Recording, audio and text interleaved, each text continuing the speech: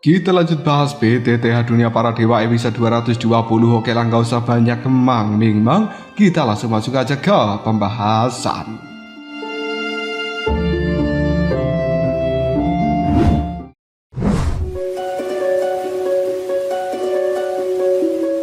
Seperti kata pepatah, nama besar seseorang bagaikan bayangan pohon yang telah menaungi banyak orang. Kekacauan abadi hanya berdiri di sana dengan wajah muram dan juga alis terangkat. Namun kehadirannya saja sudah cukup membuat lebih dari 150 elit rasial kehilangan ketenangan mereka. Ketakutan tampak jelas dalam pandangan mata mereka semuanya. Melihat pemandangan itu, Zhou Yan tak bisa menahan senyum kecilnya. Sepertinya ada kerugiannya jika terlalu rendah hati. Setidaknya dalam situasi seperti ini reputasi tidak bisa digunakan untuk menggertak lawan. Memang sejak awal Behu dan juga para elit dari Rasiao tidak terlalu memperhatikan Zhou Yan dan juga Long Yi ataupun Jing Wuchen. Di mata mereka, ketiganya hanyalah pengikut dari kekacauan abadi. Mungkin mereka cukup kuat, namun menghadapi lebih dari 150 elit Rasiao, seberapa besar perbedaan yang bisa mereka buat? Satu-satunya sosok yang benar-benar mereka takuti hanyalah kekacauan abadi ini. Sementara Behu diam-diam mengamati. Tatapan matanya tajam.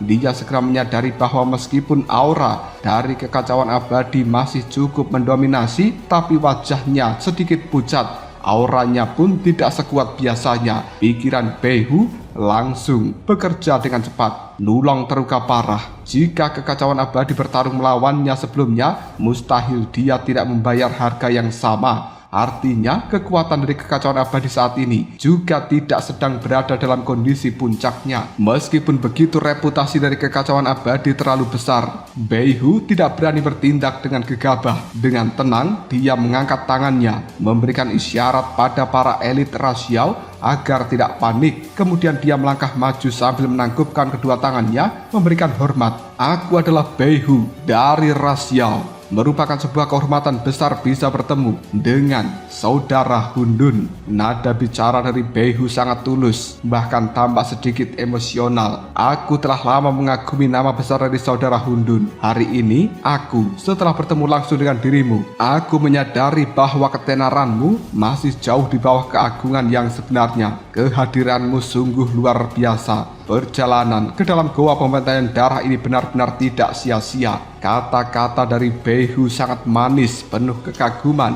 seolah-olah keluar dari dalam lubuk hatinya yang paling dalam. Zhou Yan, Jing Wuchen dan juga kekacauan abadi sendiri diam-diam menghela nafas. Tak heran apabila Behu mampu mempengaruhi begitu banyak orang. Seandainya mereka tidak mengetahui sifat asli dari orang licik ini, mungkin mereka sudah tertipu oleh sandiwara yang dia lakukan. Tapi kekacauan abadi tidak terpengaruh sedikit pun. Tatapan matanya masih tetap dingin. Tak perlu basa-basi, katakan apa tujuanmu datang kemari. Sikap acuh tidak acuh dari seorang kekacauan abadi justru memperlihatkan kebanggaan dari seorang jenius tak tertandingi. Pada saat yang sama, Zhou Yan memberikan isyarat pada Nulong agar menahan emosinya. Melihat kekacauan abadi tetap tenang meskipun tidak berada dalam kondisi terbaiknya, Zhou Yan tak bisa menahan rasa kagum. Inilah wibawa dari seorang jenius sejati. Bahkan ketika menghadapi lebih dari 150 orang musuh, dia tetap berdiri tegak tanpa menundukkan kepalanya sedikit pun untuk menunjukkan sebuah ketakutan. Dan ternyata sikap itu benar-benar menggoyahkan lawannya. Para elit dari Rasiao mulai ragu. Mereka bertanya-tanya dalam hati, jika kekacauan abadi sampai benar-benar turun tangan, berapa banyak dari mereka yang akan meninggoy? Nulong mungkin terluka, namun jika dia bertarung habis-habisan dengan perlindungan dari kekacauan abadi, siapa yang bisa menjamin keselamatan mereka semuanya? Belum lagi masih ada Zhou Yan, Long Yi dan juga Jing Wuchen yang sejak tadi tetap tenang. Tak satu pun dari mereka menunjukkan rasa takut. Pemandangan itu membuat sebagian elit dari Rasiao mulai berpikir untuk mundur. Tapi Behu tidak pernah berniat untuk menyerah. Baginya ini adalah sebuah kesempatan terbaik untuk bisa menyingkirkan Nulong. Jika kesempatan ini hilang, ia mungkin tak akan pernah mendapatkan kesempatan yang kedua. Dengan senyuman yang tipis, Beihu kembali menangkupkan kedua tangannya. Saudara Hundun, sebenarnya aku tidak ingin mengganggu kesempatan langka untuk berbicara dengan dirimu. Namun ada urusan penting yang tak bisa ditunda. Kekacauan abadi menjawab singkat, bicaralah. Beihu menganggukkan kepalanya pelan. Dia menunjuk Nulong yang berdiri di belakang kekacauan abadi. Saudara Hundun, aku dan juga lebih dari 150 orang di sini memiliki permusuhan yang tidak bisa didamaikan dengan orang itu. Jika kau tidak memiliki hubungan yang terlalu dekat dengan dirinya, aku harap kau tidak ikut campur dalam urusan kami. Kalimat yang terdengar sopan namun tersembunyi di baliknya adalah niat yang sangat jelas, benar-benar jahat. Kekacauan abadi hanya mengangkat alisnya dan berkata, oh, jadi kau ingin melakukan balas dendam? Ketika Beihu menganggukkan kepalanya, kekacauan abadi tiba-tiba tertawa dengan keras, yang kemudian suara tawa itu menggema seluruh area, dipenuhi dengan dauki yang kuat hingga membuat telinga dari para elit rasiau berdengung keras. Kepercayaan diri mereka mulai goyah.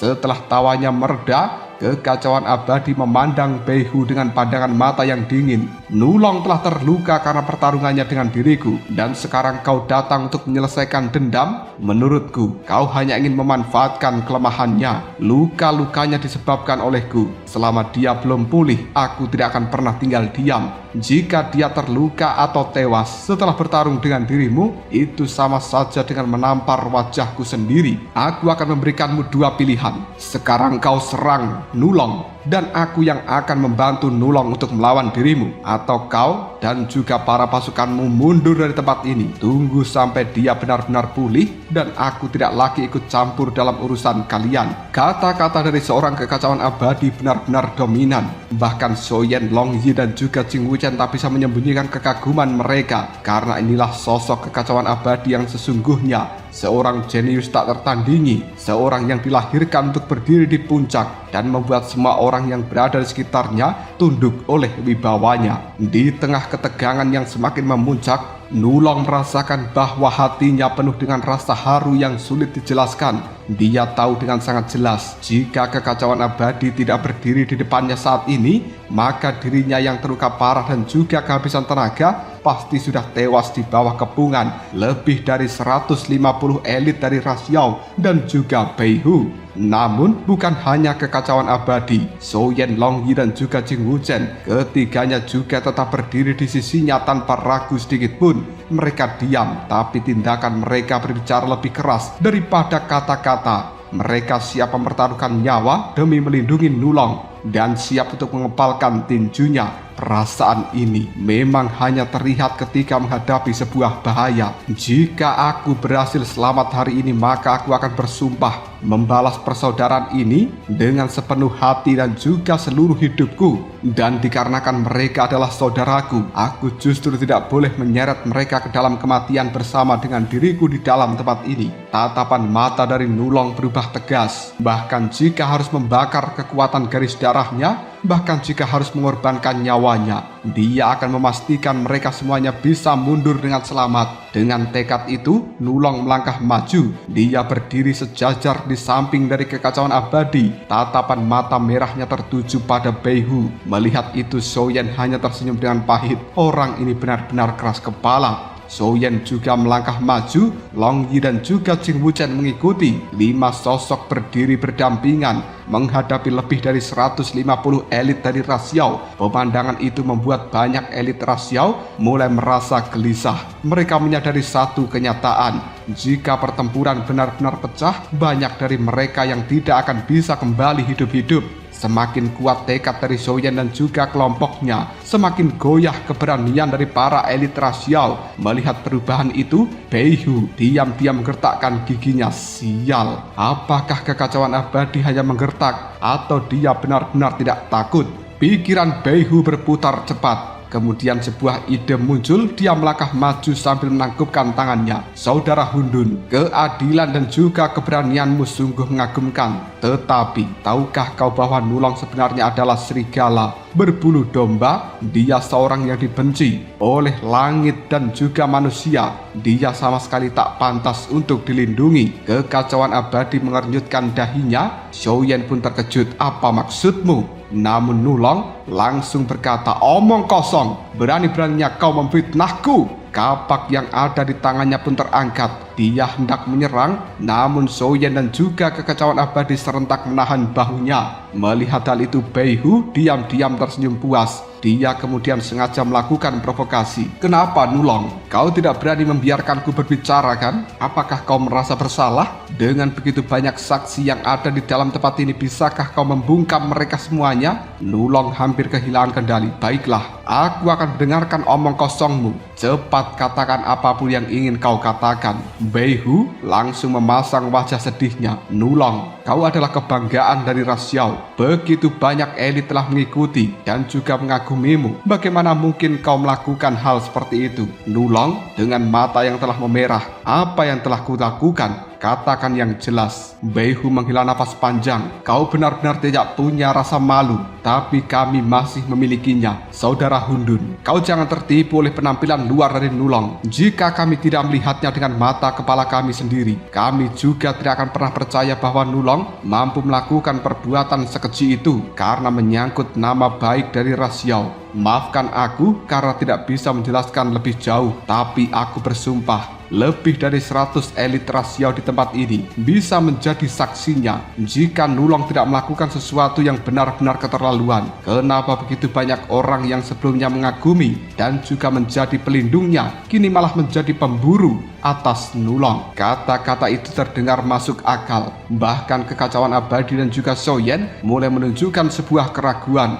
Nulong yang difitnah tanpa tahu tuduhan apa yang diarahkan pada dirinya, merasakan bahwa darahnya telah panas sampai ingin menyerbul kepalanya. Dengan raungan penuh amarah dia berhasil melepaskan diri. Kapak perunggu yang ada di tangannya pun diayunkan ke arah Beihu.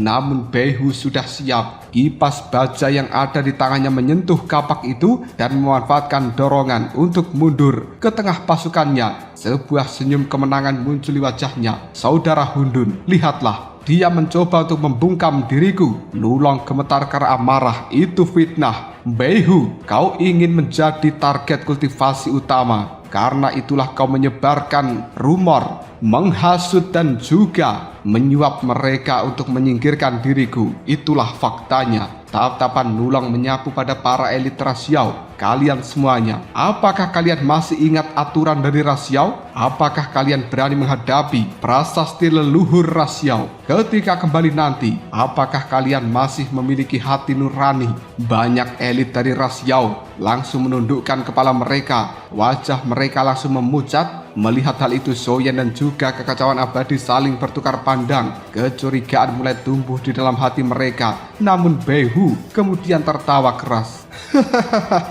Mereka bukan merasa bersalah, tapi mereka hanya bersedih. Sedih karena harus menyingkirkan orang yang mereka kagumi dahulu. Lalu Beihu menoleh pada para elit dari ras Xiao. Bukankah apa yang kukatakan benar? Di bawah tatapan mata tajam dari seorang Beihu, para elit ras Xiao gemetaran karena tahu bahwa membiarkan Nulong hidup berarti kematian bagi mereka sendiri. Mereka akhirnya menganggukkan kepala satu persatu dan pada saat itu suasana kembali menjadi semakin mencekam. Karena pertempuran besar tampaknya tinggal menunggu waktu untuk meledak. Suasana di medan ini terbuka telah berubah menjadi semakin menyesakkan. Setelah mendengarkan fitnah demi fitnah yang dilontarkan Beihu, para elit ras Xiao yang sebelumnya ragu ini mulai bersatu dalam satu suara. Dengan tangan terangkat, Beihu berteriak dengan lantang, "Semuanya katakan padaku, haruskah Nulong mati?" Mereka para elit menjawabnya, "Dia pantas mati, dia pantas mati, singkirkan pengkhianat itu." Teriakan lebih dari 100 elit ras Xiao bergema. seperti ombak besar yang menghantam tebing. Gelombang kebencian itu seolah hendak menenggelamkan Nulong sepenuhnya. Meskipun kekacauan abadi dan juga Soyen masih mempercayai Nulong, pemandangan itu tetap mengguncang hati mereka. Bahkan Long Yi dan juga Jing Wuchen tanpa sadar mengambil setengah langkah mundur. Tangan mereka menggenggam senjata lebih erat. Tatapan mata mereka mulai dipenuhi dengan kewaspadaan. Melihat semua itu, hati Nulong telah dipenuhi rasa sakit yang luar biasa. Apakah surga benar-benar ingin menghancurkan diriku? Amarah yang membara perlahan berubah menjadi kesedihan yang mendalam. Namun di tengah keputusasaan itu, Nulong memaksa dirinya untuk tetap tenang. Dia segera menyadari sesuatu. Bei Hu dan juga para elit dari Ras Yao terus menggunakan kata-kata, tapi tidak berani melakukan penyerangan. Mereka takut jika kekacauan abadi akan berdiri di pihaknya. Artinya, segalanya bergantung pada satu hal. Apakah kekacauan abadi dan juga Soyen mempercayainya? Namun mereka baru saling mengenal belum lama ini. Mungkinkah mereka akan tetap percaya kepada Nulong saat ada lebih dari 100 orang bersaksi bahwa Nulong adalah pengkhianat? Sementara itu, Bei Hu menyadari bahwa Nulong telah berhenti membela dirinya sendiri. Sebuah senyum kemenangan perlahan muncul di wajahnya. Baginya ini adalah sebuah kesempatan terbaik untuk memastikan kekacauan abadi meninggalkan Nulong. Dengan ekspresi sedih yang dibuat-buat, Bei Hu berkata, "Saudara Hundun, sungguh menyedihkan bahwa seorang jenius tak tertandingi dari Ras Yao ternyata adalah jangkrik seperti ini. Tak peduli seberapa besar bakatnya, jika dia telah melakukan perbuatan yang dibenci oleh langit dan juga bumi serta manusia, maka dia harus disingkirkan demi masa depan Ras Yao. Aku harap kau bisa memahami dan juga mendukung keputusan kami." Kekacauan abadi terdiam, alis tebalnya terangkat. Untuk pertama kalinya dia benar-benar ragu di dalam hatinya. Jika Bei Hu berbohong, membiarkan Nulong terjatuh berarti mengkhianati seorang saudara. Namun jika Bei Hu berkata jujur, apakah ia rela mempertaruhkan nyawa demi melindungi seorang penjahat? Setelah berpikir lama, akhirnya kekacauan abadi menoleh pada Soyen. "Saudara Soyen, bagaimanakah menurutmu?" Ucapan sederhana itu langsung membuat Bei Hu dan juga seluruh elit dari Ras Yao tercengang. Kekacauan abadi bertanya pada Soyen sebelum mengambil keputusan,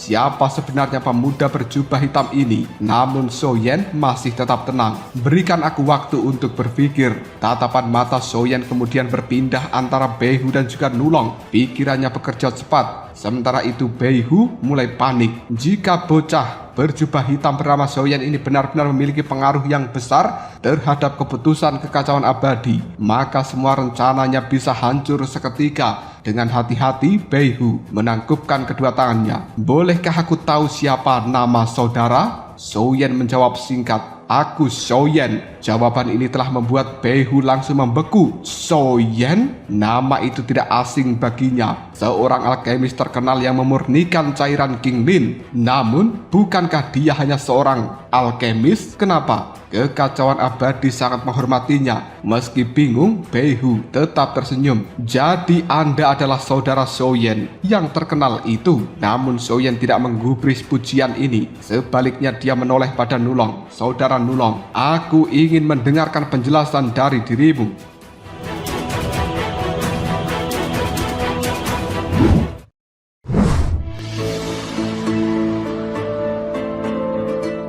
Mendengarkan hal ini, hati Nulong terasa hangat. Setidaknya masih ada orang yang mau mendengarkan dirinya. Dia menarik nafas panjang lalu mengangkat telapak tangannya perlahan. Dengan suara mantap dia berkata, "Aku Nulong bersumpah atas nama leluhur dan juga nenek moyang dari Ras Yao. Aku tidak pernah melakukan perbuatan keji seperti yang dituduhkan oleh Bei Hu. Jika ada satu kata bohong, aku rela menerima sayatan dan juga ribuan tebasan, bahkan kehancuran seluruh klan naga Tyrannosaurus milikku." Suasana langsung membeku. Mata Soyen menyipit. Dia tahu betapa sucinya nama dari leluhur dan juga nenek moyang bagi Ras Yao. Tidak ada seorang pun dari Ras Yao yang berani bersumpah palsu atas nama leluhur nenek moyang mereka. Long Yi dan juga Jing Wuchen saling berpandangan. Kekacauan abadi terdiam. Sementara itu wajah para elit Ras Yao berubah drastis. Tatapan mata mereka mulai dipenuhi sebuah keraguan. Sebagian bahkan menundukkan kepalanya. Namun hanya satu orang yang tetap tenang, yaitu Beihu. Dia mengipas-kipaskan kipas baja di tangannya sambil tertawa dingin.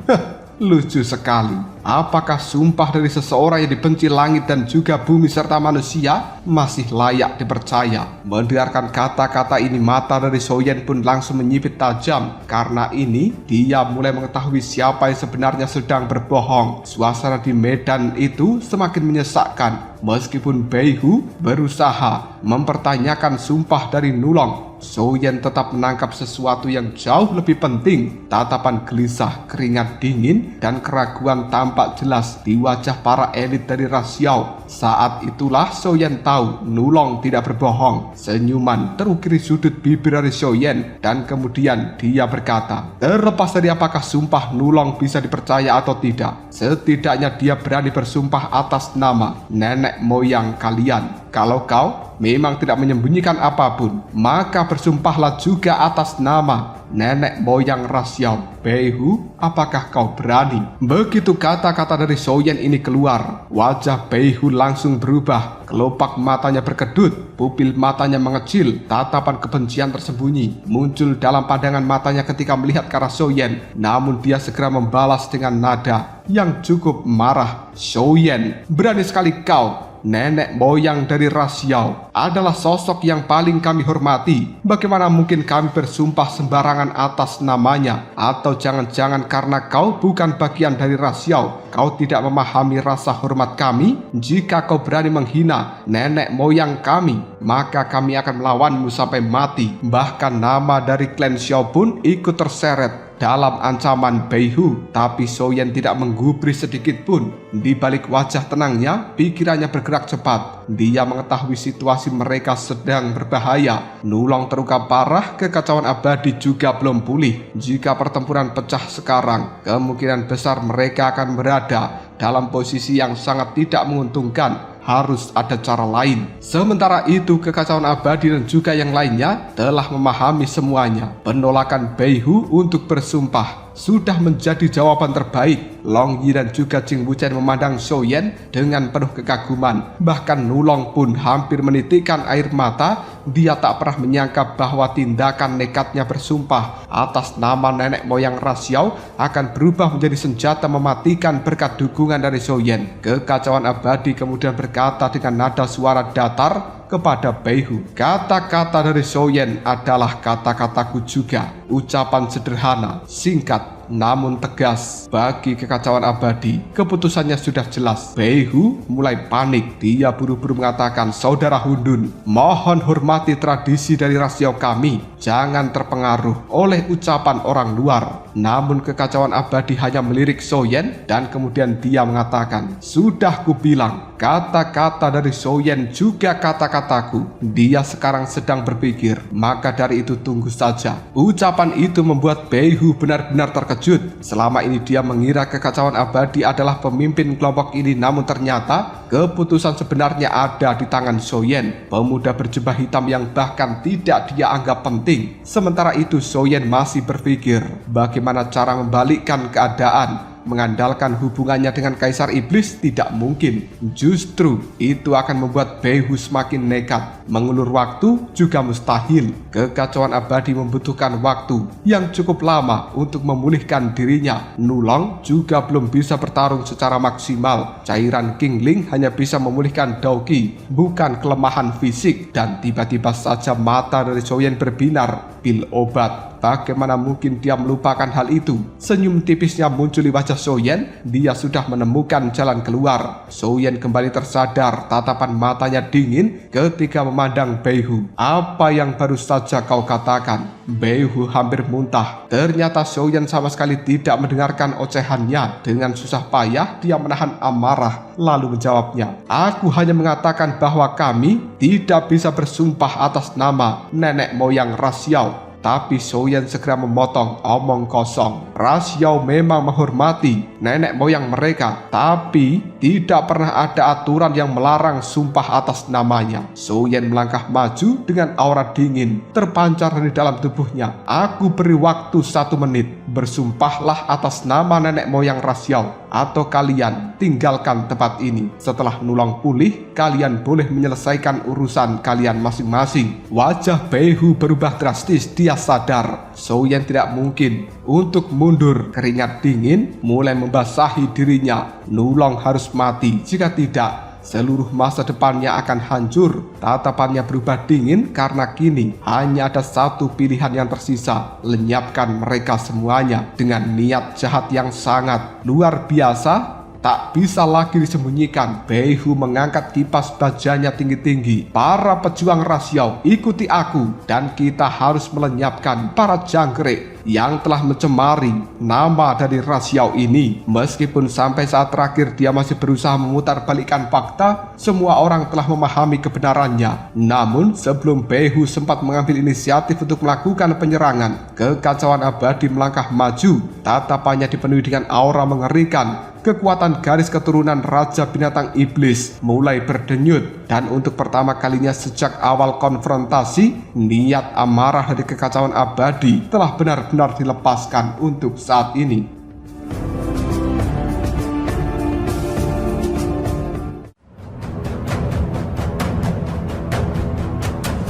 Lalu, apakah yang akan terjadi selanjutnya? Mungkinkah orang-orang dari Xiao itu berani untuk menantang kekacauan abadi? Jika kalian penasaran, tunggu aja jawabannya di next video. Ngobrol Sob.